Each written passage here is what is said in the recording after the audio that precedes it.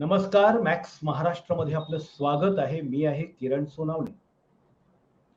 खरं म्हणजे कुठल्या माणसाने काय खावं हा त्याच्या आवडीचा, निवडीचा आणि आजूबाजूला उपलब्ध असणाऱ्या म्हणजे अन्नाचा प्रश्न असतो. पण या अन्नावरून त्या पद्धतीनं भेदभाव करणं किंवा त्या संदर्भामध्ये एकूणच अमकं खाणं चांगलं आहे आणि अमकं खाणं वाईट आहे, असं करून त्या संदर्भातल्या एक वेगळ्या प्रकारचा वाद निर्माण करणं किंवा खाण्याचा संबंध आपल्या धर्माशी जोडून त्या संदर्भात वेगळे नवे वाद किंवा त्यातनं द्वेष पसरवण्याचं काम करण्याचं काम सध्या संपूर्ण सगळीकडे सुरू आहे. शाकाहारी मांसाहारीच्या नंतर एक नवीन खाण्याच्या पद्धतीमधली एक नवीन म्हणजे जमात आलेली आहे. ते वेगन असं म्हणतात, की आम्ही इव्हन म्हणजे दूध वगैरे दुग्धजन्य पदार्थ सुद्धा खात नाही. आता ह्या गोष्टीच्या संदर्भामध्ये आपण जाणून घेण्यासाठी आपल्या सोबत डॉक्टर सागर कारखानीस आहेत. डॉक्टर सागर कारखानीसजी, स्वागत आहे तुमचं मॅक्स महाराष्ट्रामध्ये. Thank you sir. सर्वप्रथम धन्यवाद सर हा, की मला माझे विचार मांडण्याची तुम्ही संधी दिली त्याबद्दल. सागर सरांबद्दल सांगायचं म्हणजे सागर सर हे आहार तज्ज्ञ आहेत. त्यांनी याच्या संदर्भातला म्हणजे म्हणजे आपल्या याच्यातल्या असणाऱ्या महाराष्ट्रातल्या वेगवेगळ्या दक्षिणातील किंवा दख्खन क्षेत्रातील मध्य महाराष्ट्रातील असणाऱ्या खाण्याच्या पद्धतीवरती त्यांनी विशेष संशोधन केलेलं आहे आणि त्यांना या संदर्भातल्या आहाराच्या संदर्भात आपण विचारणार आहोत की सागर सर, ही जी मांडणी केली आहे ते शाकाहार, मांसाहार, विगेन, हे याचं म्हणजे हे हे समजा सोयीसाठी केलेली आहे. पण त्यातलं माणसात भेद करणं किंवा त्यानं एखाद्याचा द्वेष करणं हे कितपत समर्थनीय आहे, काय सांगाल याच्याबद्दल? नक्कीच सर. आज आपण बघतोय की शाकाहार आणि मांसाहार हा जो आहे हा वाद वाढीस लागलेला आपल्याला जास्त प्रमाणात दिसून येतोय. परंतु ह्याची मुळं आधी आपल्याला समजून घेणं खूप गरजेचं आहे. मुळात शाकाहार श्रेष्ठ की मांसाहार हा वाद काही आजचा नाहीये, तर हा वाद अनेक वर्षांपासून आपल्याला चालत आलेला दिसून येतोय. शाकाहार हा आदर्श आहार आहे किंवा श्रेष्ठ आहार आहे. मांसाहार करणे हे हीन दर्जाचे आहे. ते आपल्या परंपरेच्या विरोधी आहे. त्यामुळे आपल्या धर्माचे पावित्र्य धोक्यात येते किंवा आपली मूळ संस्कृती ही काही मुळातच ही शाकाहारवादाची पुरस्कर्ती होती. मात्र बाहेरून आलेल्या काही आक्रमक गटांच्या अस्तित्वामुळे आपल्याकडे मांसाहार रुजला किंवा फोफावला, असे अनेक विचार प्रवाह आज आपल्याला समाजात पाहावयास मिळतात. मुळातच माणसाने काय खावे, काय खाऊ नये, कसे खावे, का खावे या सर्वांचाच विचार मानवी संस्कृतीच्या प्रत्येक टप्प्यावरती केला गेलेला आहे. निसर्गतः जे काही सहज उपलब्ध होत होते अशा वस्तूंना, जिन्नसांना केंद्रस्थानी ठेवून विविध प्रांतातील, प्रदेशातील लोकांनी आपली एक विशिष्ट अशी आहार संस्कृती विकसित केली.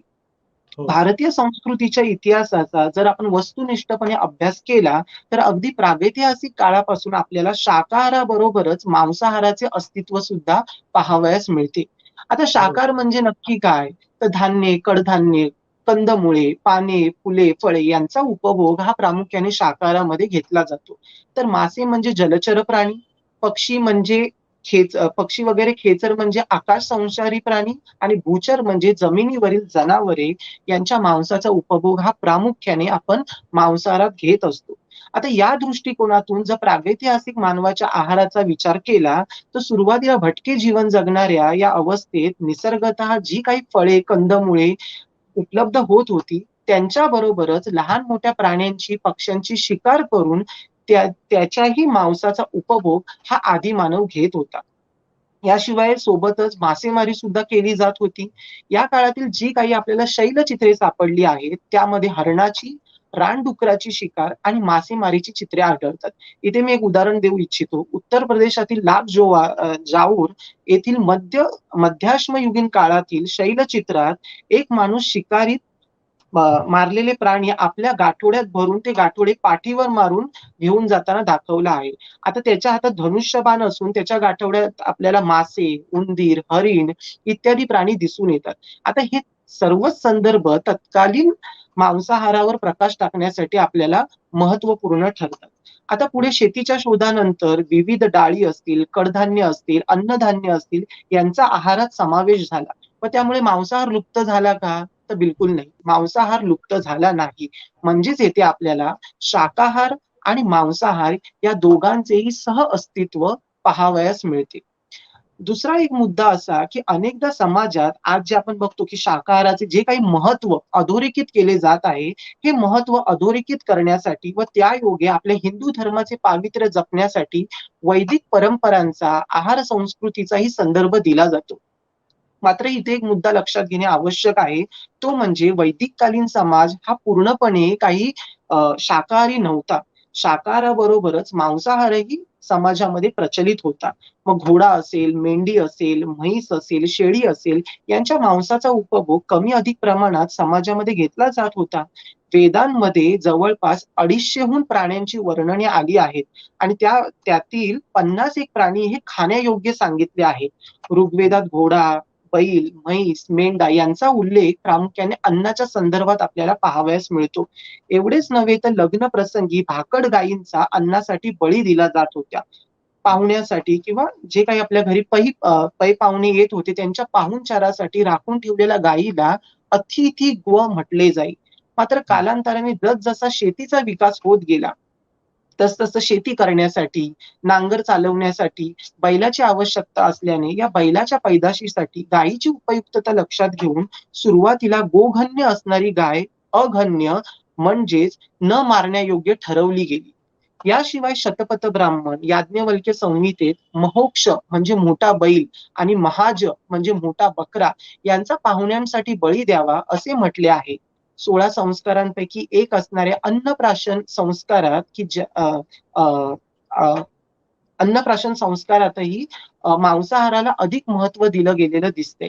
कारण वैदिकांच्या मते बाळाचे भविष्य किंवा बाळ भविष्यात कसे निपजेल हे त्याच्या पहिल्या घासावर अवलंबून असल्याने त्याला भविष्यात सामर्थ्य प्राप्त होण्यासाठी मेंढीच्या मांसाचा पहिला घास भरवावा असे गृह्य सूत्रात सांगितले आहे. एवढेच नव्हे तर श्राद्धाच्या भोजनात सुद्धा मांसाहाराला तितकेच महत्त्व होते. बृहद उपनिषदात गर्भार स्त्रीसाठी किंवा गर्भवती स्त्रियांसाठी जो काही आहार सुचवला आहे तोही मुख्यतः मांसाहार आहे. म्हणजेच मांसाहार हा काही वैदिक आर्यांना वर्ज्य नव्हता. मांसाहाराची हीच परंपरा आपल्याला पुढील काळातही सुरू राहिलेली दिसून येते. मात्र इसवी सन पूर्व 6व्या शतकामध्ये बौद्ध आणि जैन धर्माच्या उदयामुळे व त्यांच्या अहिंसेच्या तत्वामुळे त्यांनी वैदिक धर्मातील यज्ञ यागाला आणि त्या निमित्ताने होणाऱ्या प्राणी हत्येला कडाडून विरोध केला. यापैकी जैन धर्मियांनी आपल्या अहिंसेच्या तत्वज्ञानात मांसाहार पूर्णपणे वर्ज्य ठरवून आपली एक शाकाहार केंद्रित आहार संस्कृती विकसित केली, जी कमालीची पराकोटीची होती. मात्र जर आपण या संदर्भात गौतम बुद्धांच्या भूमिकेचा विचार केला तर त्यांचा यज्ञविधीतील प्राण्यांच्या आहुतीला कडाडून विरोध होता. मात्र त्यांनी मांसाहाराला विरोध केला नाही. मनाची शुद्धता आणि अन्न यांचा संबंध असतो हे त्यांना मान्य नव्हते.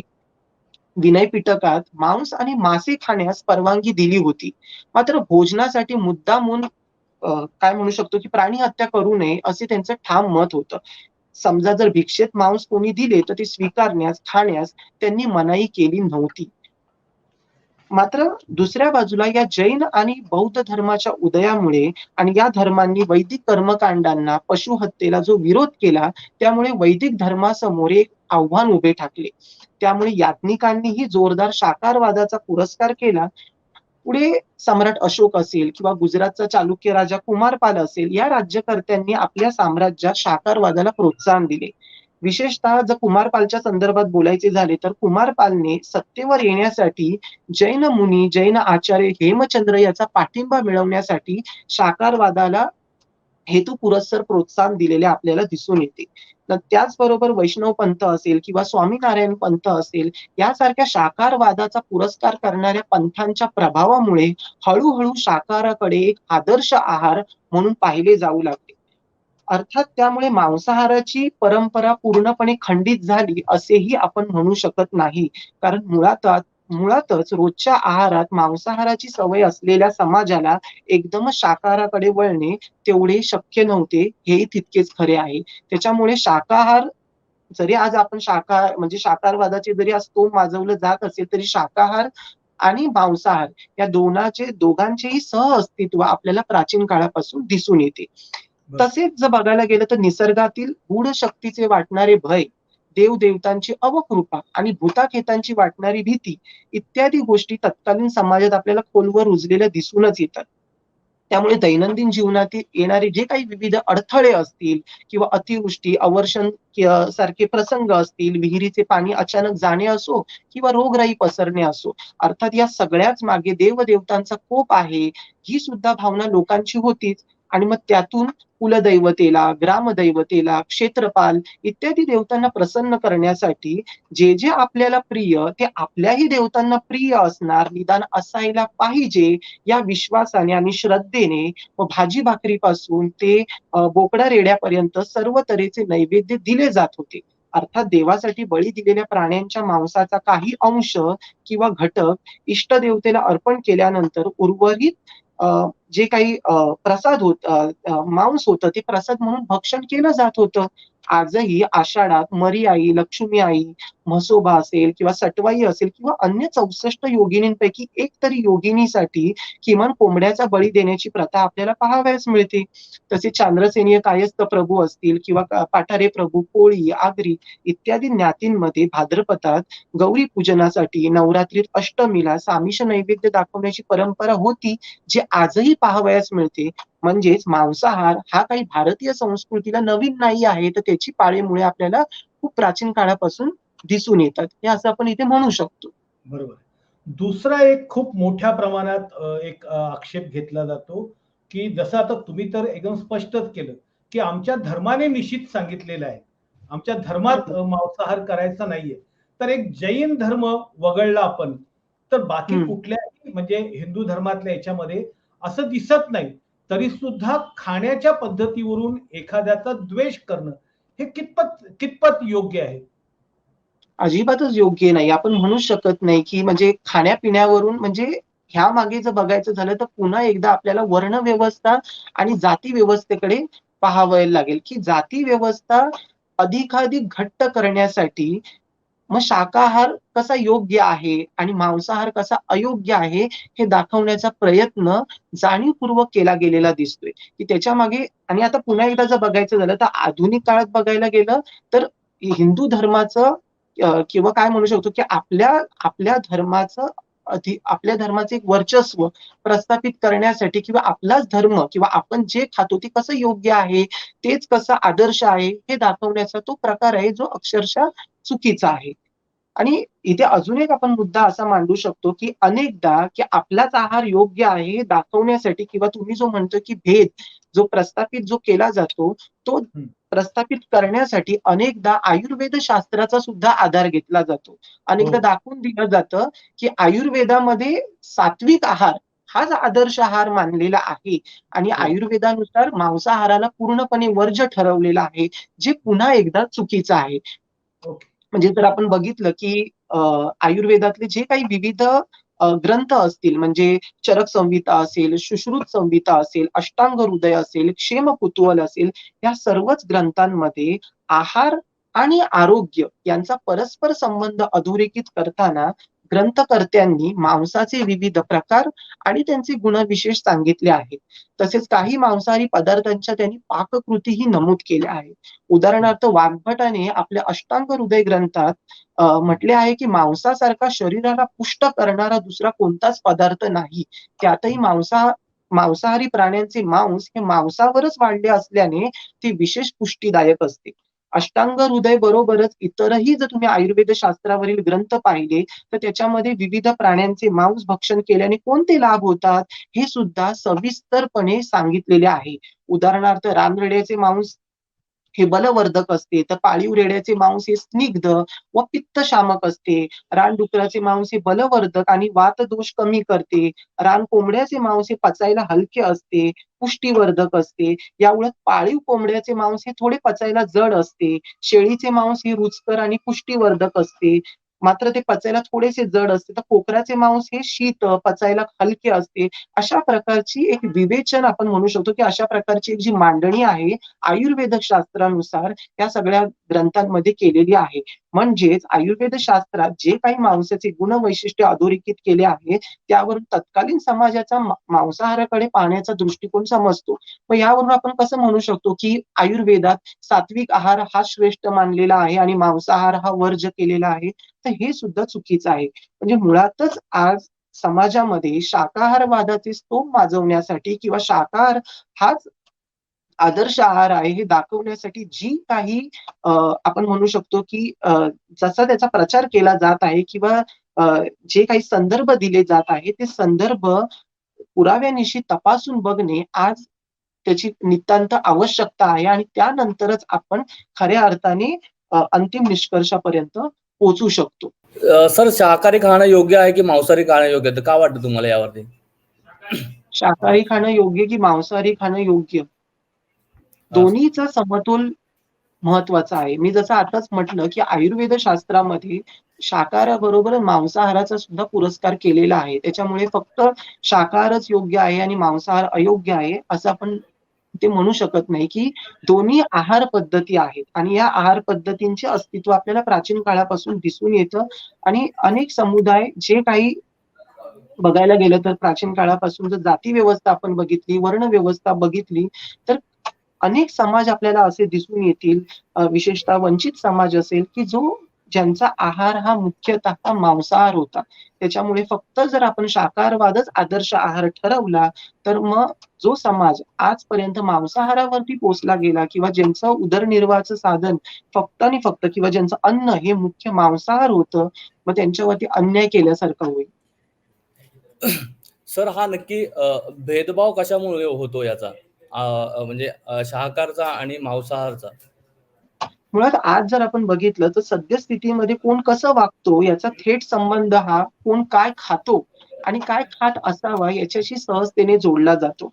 पूर्वीही जर पूर्वीची जर तुम्ही समाज व्यवस्था पाहिली तर पूर्वीही समाज व्यवस्थेत कोण काय खातो, त्याचे पूर्वज काय खात होते यावरून त्या व्यक्तीचा सामाजिक दर्जा ठरवला जात होता आणि दुर्दैवाने तो आजही ठरवला जात आहे. या संदर्भात अन्न हे अपूर्ण ब्रह्म पुस्तक सर्वांना माहितीच असेल की शाहू पाटोळेंनी आजवर जी वंचित समाजाची जी आहार संस्कृती होती की जी गाव कुसाबाहेर राहिली ही आहार संस्कृती समोर आणण्याचं काम शाहू पाटोळेंनी अन्न हे अपूर्ण ब्रह्म या पुस्तकाद्वारे केलेलं आहे. तर ह्या अन्न हे अपूर्ण ब्रह्म या पुस्तकात शाहू पाटोळेंनी एक मार्मिक विधान केलेलं आहे. हिंदू धर्मातील जी वर्ण व्यवस्था आहे, जाती व्यवस्था आहे आणि खाद्य संस्कृती आहे ही एकाच नाण्याच्या 3 बाजू आहेत.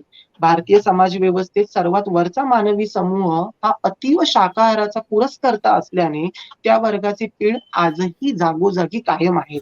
जर शाहू पाटोळेंच्या या विधानातील जर मर्म आपण समजून घेतले तर तुम्ही जो मला प्रश्न विचारलेला आहे त्या प्रश्नाच्या उत्तरापर्यंत आपण नक्कीच पोहोचू शकतो की आजवर हिंदू समाज व्यवस्थेचा जो अविभाज्य भाग होता तो भाग काय म्हणू शकतो की असूनही असा जो वर्ग की अविभाज्य भाग होता म्हणजे जो वंचित आपण किंवा बहुजन समुदायाचा जर विचार केला की जो आपल्या हिंदू समाज व्यवस्थेचाच एक भाग होता, परंतु संस्कृतीच्या सत्ताधीशांनी लादलेल्या निर्बंधांमुळे त्यांना दास्यत्वाचे जिणं आलं आणि त्यांची जी खाद्य संस्कृती होती ती त्यांच्याप्रमाणेच गाव कुसाबाहेर राहिली, किंबहुना ती तशीच राहील याची एक व्यवस्था केली गेली.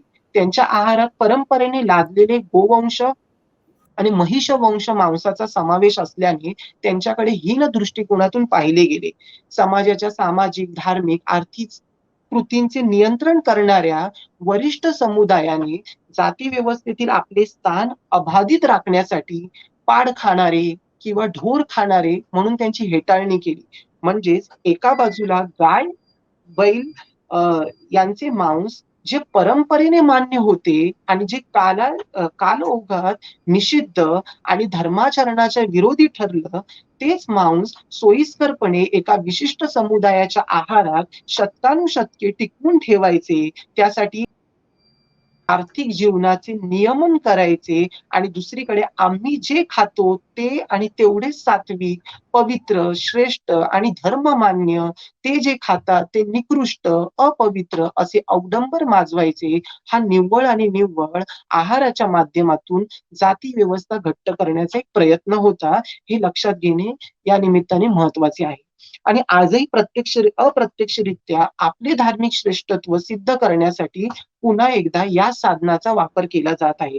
मग त्यासाठी खाटीकखान्यांवरती बंदी आणली जात आहे, तर कधी मुख्य रस्त्यांवर मांसाहारी पदार्थांच्या विक्रीला मज्जाव करण्यात येत आहे.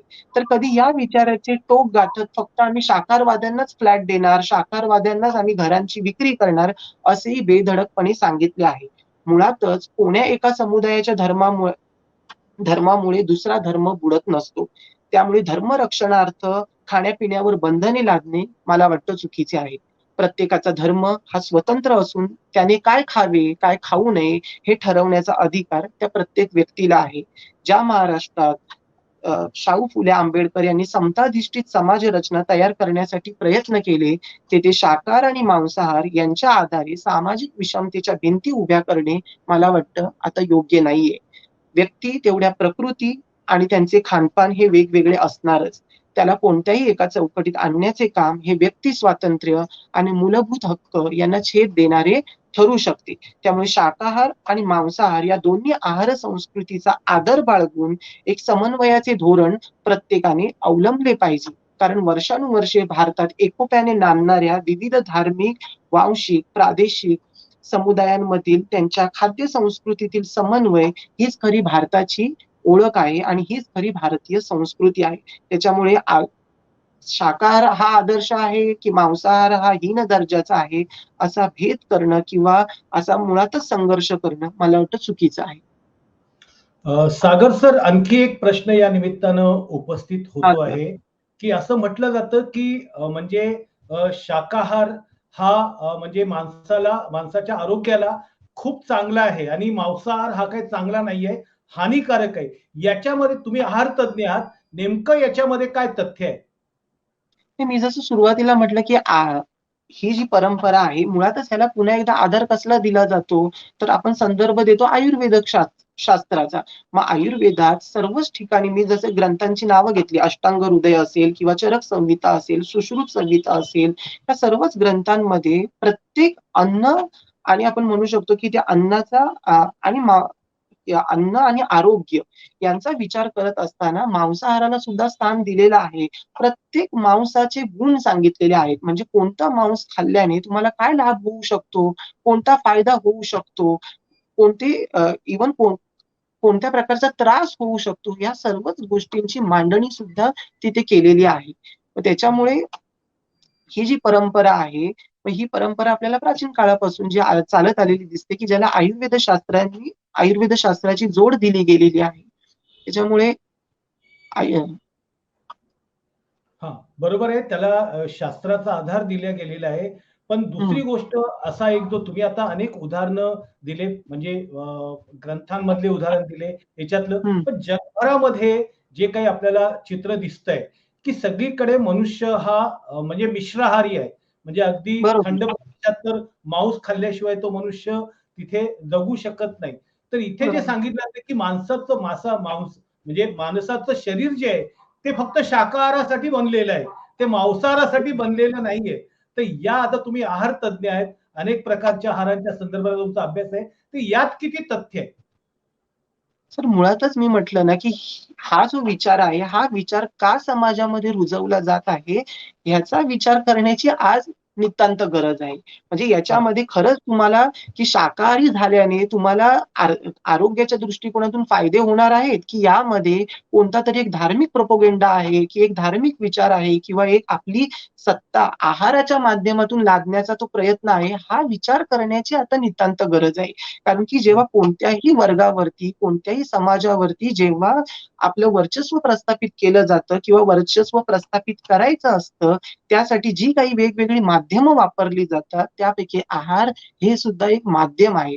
आणि त्यातून मला तरी वाटतं, की अप्रत्यक्षरित्या शाकाहारवादाचं स्तोम वाजवून किंवा शाकाहार हाच तसा आदर्श आहार आहे हे दाखवून आपली एक सत्ता, आपलं वर्चस्व, आपल्या धर्माचं श्रेष्ठत्व दाखवण्याचं, लोकांच्या मनावरती बिंबवण्याचा तो प्रयत्न आहे. मला नाही वाटत, की इथे शाकाहारी झाल्याने तुम्हाला फायदे होतील किंवा तुम्हाला आरोग्याच्या दृष्टिकोनातून लाभ होतील, हा विचार दाखवला जाते. तर हे मला वाटतं, की त्याला त्यांच्या ह्या प्रोपगेंडामध्ये दुय्यम स्थान असावं. मुख्य स्थान ही त्यांची एक काय म्हणू शकतो, की जो त्यांचा जो हिडन अजेंडा किंवा प्रोपोगेंडा असेल की तो रेटण्याचा हा प्रयत्न आहे. हा मुद्दा महत्वाचा आहे. धन्यवाद सागर सर, तुम्ही मॅक्स महाराष्ट्राच्या सोबत अत्यंत महत्वाच्या विषयावरती संवाद साधला आणि या संदर्भातली अतिशय म्हणजे चांगल्या प्रकारची माहिती तुम्ही मॅक्स महाराष्ट्राच्या प्रेक्षकांना दिली आणि एक त्या संदर्भातले समज गैरसमज जे होते त्या संदर्भात खूप मोठा प्रकाश एक त्या विषयाचे तज्ज्ञ म्हणून डॉक्टर सागर कारखानीस यांनी म्हणजे आता मांडलेले. तुम्ही ही सगळी चर्चा ऐकलेली आहे, त्यांचं मत ऐकलेलं आहे. ते त्या विषयाचे अभ्यासक आहेत. त्यांनी वेगवेगळ्या प्रकारच्या आहारांचा अभ्यास केलाय. त्याच्या संदर्भात मानवावर होणारे त्याचे बरे वाईट परिणाम याच्या संदर्भातला अभ्यास आहे. त्यातून त्यांची ही मतं आहेत. त्यांनी वैदिक काळातली काही उदाहरणं दिली. त्यानंतर म्हणजे मांसाहार योग्य असताना म्हणजे हिंदू संस्कृतीतच मांसाहार हा योग्य असताना पुढे कसं शाकाहाराचं स्तोम माजलं या संदर्भातली मांडणी त्यांनी केलेली आहे. तुम्हाला नेमकं या संदर्भात काय वाटतं? तुम्ही नक्की कमेंट बॉक्समध्ये लिहा आणि पाहत रहा मॅक्स महाराष्ट्र, आवाज महाराष्ट्राचा. धन्यवाद.